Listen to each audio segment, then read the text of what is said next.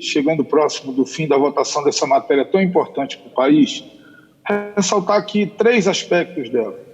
Primeiro, senhor presidente, é que fique claro ao povo brasileiro que ela faz parte de uma cadeia de ações organizadas pela Câmara dos Deputados, pelo Congresso Nacional, Câmara e Senado, no sentido de oferecer respostas de natureza sanitárias, econômicas e sociais à pandemia do coronavírus. Nós iniciamos as nossas ações preservando os trabalhadores informais, que foram aqueles primeiros que perderam o emprego logo no início da pandemia, através da aprovação do projeto da renda mínima, iniciativa da Câmara dos Deputados, que tem colocado R$ 600 no bolso de milhões de brasileiros para garantir a manutenção mínima dessas pessoas que perderam a sua renda. Ato contínuo, a Câmara iniciou um debate que com certeza será encerrado mais tardar na semana que vem, de aprovação das medidas provisórias 936 e 944, que respectivamente permitem a redução da jornada de salário, a suspensão do contrato de trabalho, com manutenção da renda do trabalhador através dos recursos do FAT e, ao mesmo tempo, diminuindo o custo para as empresas, para os empregadores. A medida provisória 944, que garante crédito barato a 3,75 de juros ao ano, com carência de 6 meses, para facilitar a vida daqueles empreendedores que continuaram em atividade e precisam de recursos para pagar os seus trabalhadores.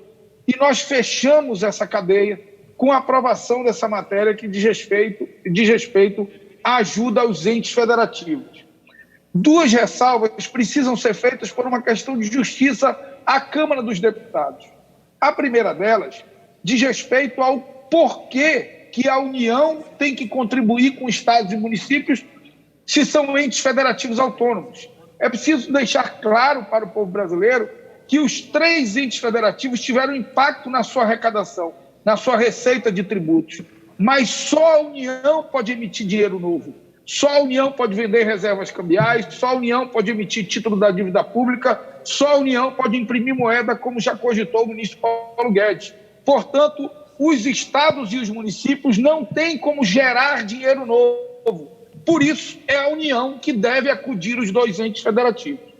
A segunda ressalva, por uma questão de justiça à Câmara dos Deputados e de resgate ao que nós aprovamos lá atrás, é que nós aprovamos uma medida que tinha um impacto fiscal de por volta de 100, 105 bilhões de reais, e ela foi denunciada, e a palavra é essa, denunciada pelo Ministério da Economia, denunciada por setores de apoio ao governo como uma bomba fiscal.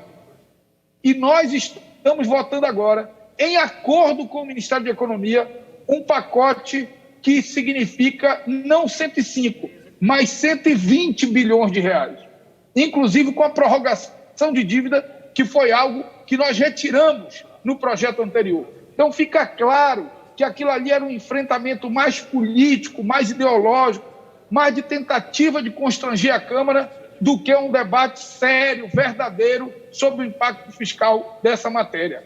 Isso resgata a responsabilidade do relator da matéria, deputado Pedro Paulo, que foi passado a imagem como alguém sem responsabilidade fiscal, que tinha colocado uma bomba no colo do governo e que, na verdade, apresentou uma proposta com um custo fiscal menor do que essa que nós votamos agora, com o apoio e com a concordância do Ministério da Economia. Por fim, senhor presidente, nós discutimos muito as questões federativas no nosso Brasil. E toda vez que nós falamos das questões federativas, há uma ofensiva contra o Norte e o Nordeste por conta das políticas de renúncia fiscal. Parece que o Norte e o Nordeste custam muito ao Brasil. E agora, o Norte e o Nordeste têm uma atitude colaborativa, votando nessa proposta, que eu vou usar apenas um dado para demonstrar o quanto, à primeira vista, ela parece injusta. São Paulo, senhor presidente, tem 12,18 milhões de habitantes. São Paulo tem 12,18 milhões de habitantes. Os estados do Norte somados, Amazonas, Acre, Pará, Amapá, Tocantins, Rondônia e Roraima, têm 15 milhões de habitantes. Portanto, os estados da região norte do Brasil tem 3 milhões de habitantes a mais do que São Paulo. No entanto, pela proposta que nós estamos aprovando, São Paulo receberá 31,4 bilhões de reais e os estados do norte somados 9,4 bilhões de reais. A despeito dos estados do norte terem 3 milhões a mais de pessoas do que São Paulo, o repasse da ajuda da soma dos estados do norte é 3 vezes menor do que o repasse da ajuda para São Paulo. Não quero, com isso, fazer nenhum conflito federativo, mas quero alertar de que, em regra, os discursos que colocam o Norte e o Nordeste como custo para o país são discursos injustos, desequilibrados e que não representam a necessidade de um equilíbrio no nosso pacto federativo. Dito isso, presidente, eu quero apenas encerrar com a minha alegria de poder participar de um momento difícil do país, mas num momento difícil em que a Câmara afirma o seu compromisso com os valores da democracia, com os valores do federalismo, com os valores do Estado de Direito.